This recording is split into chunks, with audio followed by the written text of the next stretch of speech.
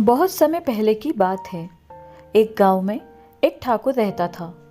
ठाकुर का असली नाम संग्राम सिंह था, पर उनका ये नाम बहुत कम लोग जानते थे। ठाकुर साहब के नाम से ही वे अपने इलाके में प्रसिद्ध थे। ठाकुर साहब बड़े ठाट बाट के आदमी थे, खाने पीने के बेहद शौकीन। जमीन काफ़ी थी, पर उसकी आमदनी खाने पीने और ठाट बाट में ही उड़ जाती थी। ठाकुर साहब को पक्षी पालने का बड़ा शौक था। उनकी हवेली एक अच्छा खासा चिड़ियाघर बना हुआ था। इधर उधर पिंजरों में पक्षी लटकते नजर आते थे। इन पक्षियों में सबसे अधिक दर्शनीय एक उल्लू था, जो प्रिय ठाकुर साहब को सबसे अधिक था। वैसे देखने में तो उस उल्लू में ऐसी कोई विशेषता नहीं थी, पर ठाकुर साहब ने उसे एक विशेष आदत का अभ्यास करा दिया था। उनके आदेश पर वो सोने की गिन्नी को निगल जाता था और उनके आदेश देने पर गिन्नी को मुंह से उगल भी देता था। ठाकुर साहब ने उसे वहां तक अभ्यास करा दिया था कि वो एक बार में 5 गिन्नियां तक निगल जाता था और आदेशानुसार उन्हें एक एक करके उगल देता था। अपने उल्लू की इस विशेषता को ठाकुर साहब ने किसी को नहीं बताया था। ठाकुर साहब की एक पुत्री थी।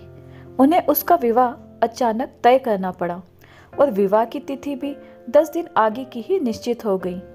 बेटी का विवाह सिर पर और ठाकुर साहब ठन ठन गोपाल। एक पैसा पास नहीं। समस्या विकट थी, पर वे घबराए नहीं। उन्होंने तय कर लिया कि बेटी की शादी निश्चित तिथि पर ही धूमधाम से होगी। उसी गांव में एक साहूकार था। ब्याज पर धन देता था और ब्याज भी कसकर लेता था और मूलधन के बदले में कोई न कोई आभूषण गिरवी रख लेता था। ठाकुर साहब ने उसी साहूकार के पास गए और बोले, सेठ जी, मेरी बेटी का ब्याह सिर पर अचानक आ पड़ा है और आपके ही भरोसे मंजूर कर लिया है, कुछ मदद कीजिए। ठाकुर साहब की बात सुनकर साहूकार ने पूछा, कितना रुपया चाहिए ठाकुर साहब? ठाकुर साहब बोले, यही कोई 10,000 से काम चल जाएगा सेठ जी। अब 10,000 तो उस जमाने में मायने रखते थे। सुनकर पहले तो साहूकार चौंका, फिर कुछ सोचकर बोला, गिरवी रखने के लिए क्या लाए हो ठाकुर साहब? गिरवी की बात सुनकर ठाकुर साहब चौंके, आश्चर्य से बोले, भाई लाया तो कुछ नहीं, मैं तो लेने आया हूँ। लेकिन क्या आपको मुझ पर विश्वास नहीं है जो ऐसी बातें कर रहे हैं? साहूकार ने दलील दी, विश्वास आप पर और आपकी नियत पर किसे नहीं होगा, पर व्यापार में विश्वास से ही काम नहीं चलता। लेन देन का काम अपने नियमों पर ही चलता है। ये सुनकर ठाकुर साहब कुछ देर तो सोच में पड़े रहे, फिर कुछ सोचकर बोले, ठीक है सेठ जी, मेरे पास एक बहुमूल्य चीज़ है। हालांकि उसे मैं किसी कीमत पर भी नहीं देता, पर बेटी का ब्याह करना है, इसलिए मजबूरी में उसे ही मैं गिरवी आपके यहाँ रख देता हूँ। बहुमूल्य चीज़ की बात सुनकर सेठ के मुंह में पानी भर आया। उत्सुकता से बोले, ऐसी कौन सी चीज़ है आपके पास? ठाकुर साहब ने धीरे से सेठ के कान में कहा, एक उल्लू है सेठ जी, सुनहरी उल्लू। साहूकार चौंक के बोला, उल्लू? सोने का उल्लू? कितने तोले का है? ठाकुर साहब बोले, सोने का बना हुआ नहीं, जीता जागता उल्लू है सेठ जी। ये सुनकर सेठ हंसा और बोला, आप भी मजाक करते हो ठाकुर साहब, मैंने तो समझा कि 20-30 तोले सोने का उल्लू होगा। अब ठाकुर साहब ने फुलझड़ी छोड़ी, अरे सेठ जी, ये उल्लू सोने की तरह रोज एक गिन्नी उगलता है। सोने की गिन्नी की बात सुनकर सेठ की आंखें खुली की खुली रह गईं। ठाकुर साहब समझ गए कि तीर चल गया है। वे अपनी बात पर और जोर देते हुए बोले, हाँ, सोने की गिन्नी, आप परीक्षा करके देख लीजिए। साहूकार मान गया। अगले दिन ठाकुर साहब उल्लू को 5 गिन्नियां खिलाकर साहूकार के यहाँ लाए। उल्लू को सामने बिठाकर कहा, उगल बेटा, और उल्लू ने एक गिन्नी उगल दी। दूसरे दिन भी ठाकुर साहब ने साहूकार के सामने एक गिन्नी उगलवाई और तीसरे दिन सेठ से कहा कि अब वे उल्लू को आदेश दें।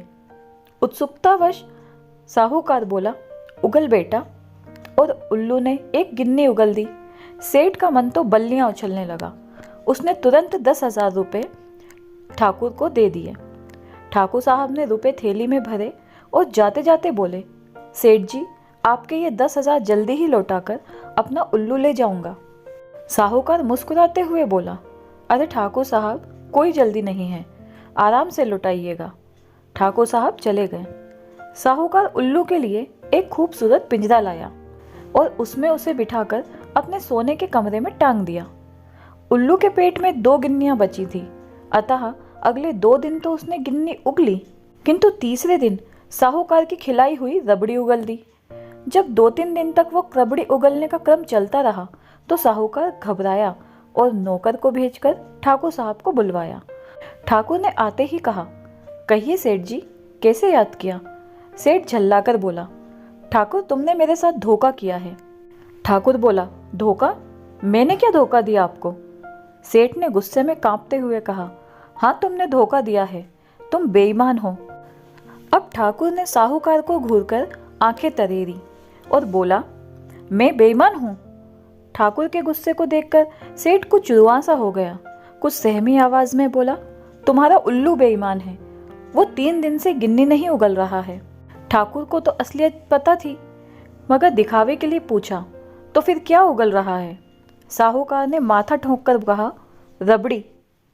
ये सुनकर ठाकुर ने आश्चर्य प्रकट किया और पूछा कि आपने उसे क्या खिलाया था? सेठ जी ने बताया कि रबड़ी खिलाई थी। ये सुनते ही ठाकुर ने ठहाका लगाया और बोला, रबड़ी खिलाई थी तो उसमें उल्लू का क्या कसूर है सेठ जी? आपने रबड़ी खिलाई थी तो उसने रबड़ी उगल दी, गिन्नी खिलाते तो गिन्नी उगल देता। आखिर ठाकुर का उल्लू है, बेईमानी थोड़ी करेगा, जो खाएगा वही तो उगलेगा। ये कहकर ठाकुर साहब खिलखिलाते हुए साहूकार के घर से बाहर निकल गए। सेठ उल्लू की तरफ और उल्लू सेठ की तरफ देखता रह गया। तो दोस्तों, ये थी हमारी आज की कहानी। आपका क्या कहना है इस कहानी के बारे में? कमेंट करके हमें ज़रूर बताएं।